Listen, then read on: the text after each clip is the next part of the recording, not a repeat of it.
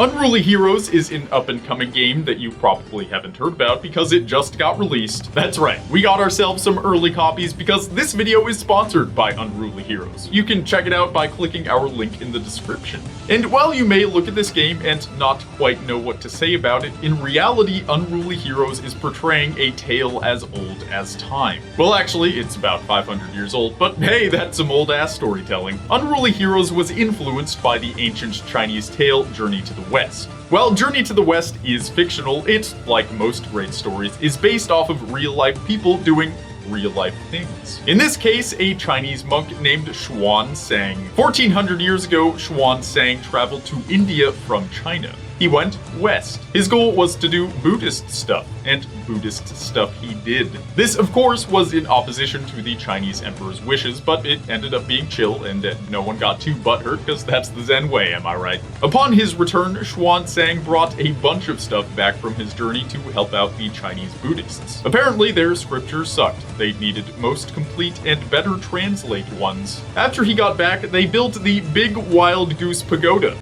Yeah, that's actually the name of it. To house all their new Buddhist stuff in what is modern-day Xi'an. This is a big deal, people! The journey Xuanzang took was a long one, across some pretty dangerous territory just to do some hardcore learning. Not to mention the risk he took because he did it against the emperor's wishes, and there was a chance he might not have been able to return to the Tang dynasty. And I don't know about you, but I think we all want to be a part of the sweet Tang dynasty. It was a kick in the glass. The events of Buddha Boy's life were so significant to Chinese culture that his story was not only written into the anus of history's annals, but then novelized hundreds of years later into one of the greatest stories ever told by humans on Earth, Journey to the West. You may have heard of this 2,000-page book, but my guess is you probably haven't read it unless you had to. It's not exactly light reading. However, if you haven't heard of it, consider it the Star Wars of China / all of Asia. Or the Lord of the Rings, if you're like that. It's a big deal, just not so much to us Western folk.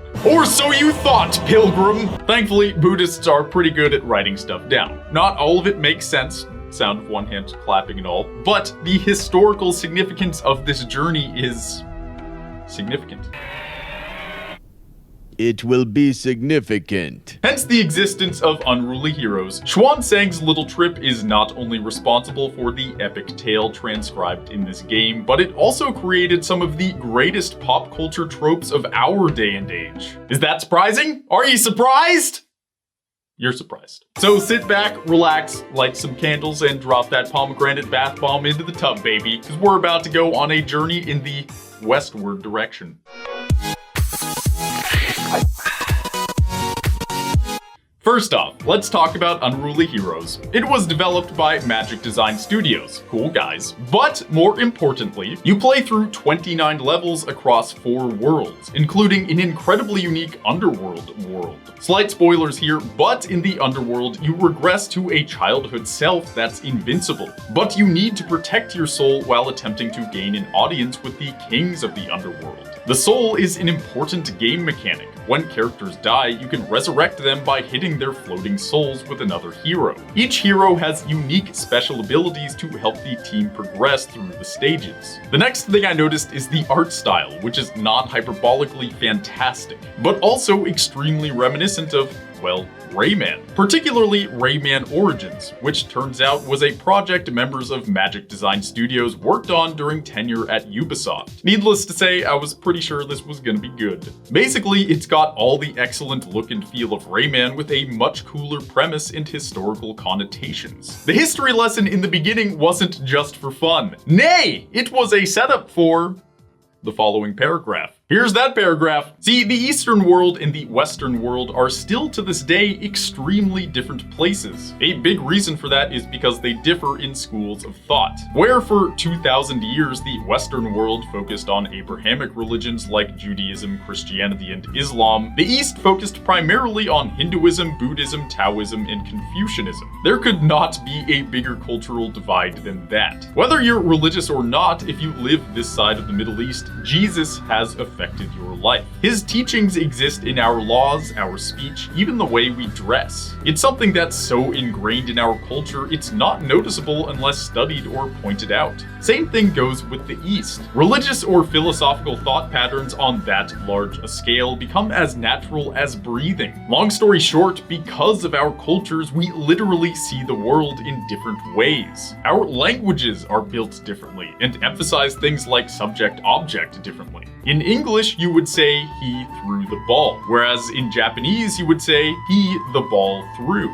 But if you already knew who he was, you would just say the ball threw, making the ball more important than the person who threw it. Whereas in English, the person throwing it is the most important part of the sentence. He is the object of attention. For me, this leads to fascination and appreciation. This leads us back to our story. Like many things from the other side of the planet, Journey to the West as a novel hasn't reached the minds of the Western masses yet. But as an idea, it has. Let's see if you can piece some things together based solely off Unruly Heroes. You play as 4 main characters, switching between them to help solve puzzles or platforming challenges. They are Sanzang the Wise, Wukong the Fearless Monkey, Ki-Hong the Greedy Pig, and Sand Monk the Sensitive Brute. Sanzang uses 7 orbs to attack and looks like a monk.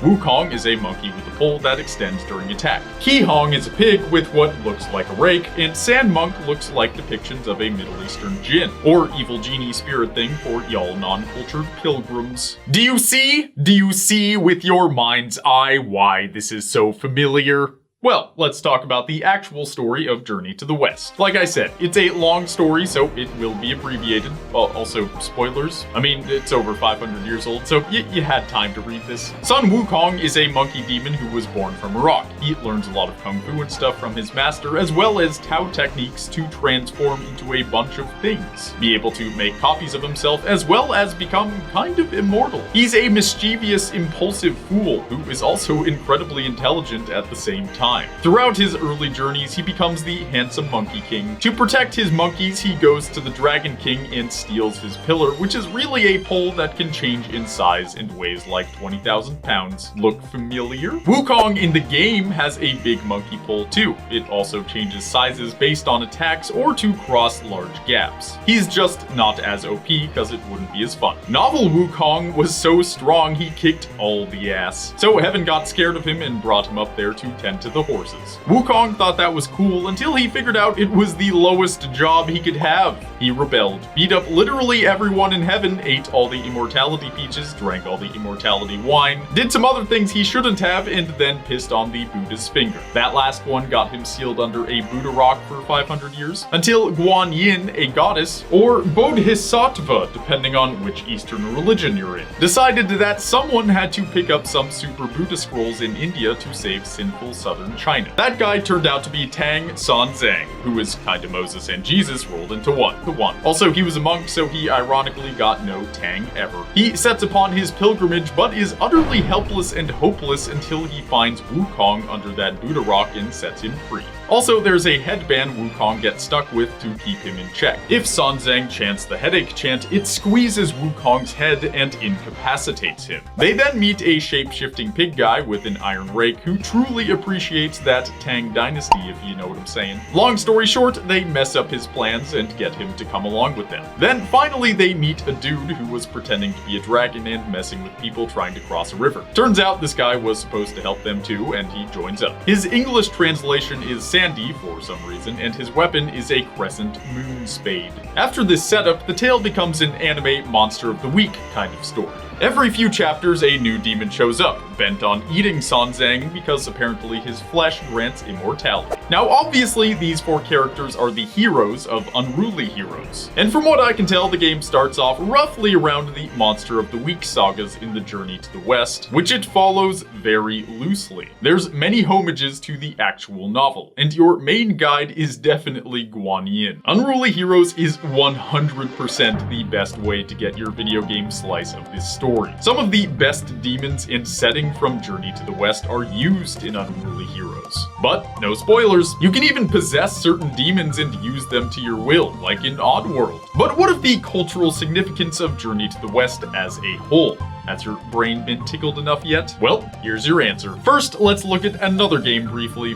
Overwatch. 2 years ago, for Chinese New Year, Overwatch released new skins to celebrate the event. Zenyatta, Reinhardt, Roadhog, and Winston all received costumes directly from Journey to the West. Zenyatta as San Zhang, Reinhardt as Sandy or Jia Wujing, Roadhog as Pigsy or Zhu Baji, and Winston as Sun Wukong. San Zhang's orbs in Unruly Heroes are reminiscent of Zenyatta's orbs, but what they actually are spiritual representations of the 7 factors of awakening, the steps a monk must take to reach enlightenment. But that's just a recent example. Wukong appears in a ton of games, even Kirby. However, the most relevant examples are in anime, particularly shonen anime. If you sit back and think about just how many anime are about a group of young boys going on an odyssey, it becomes clear just how important Journey to the West is in the East. But here's one of the biggest examples. Dragonball. The entirety of this show was loosely based on Journey to the West. In fact, in Japanese, Sun Wukong is translated to none other than Son Goku. His Nimbus Cloud is a vehicle Wukong received in the novel and game. His strength, his ignorance, his tail turning into a giant ape, and even his freaking power pole is directly taken from the story. Even his weakness of being grabbed by the tail is a homage to Wukong's headache crown there.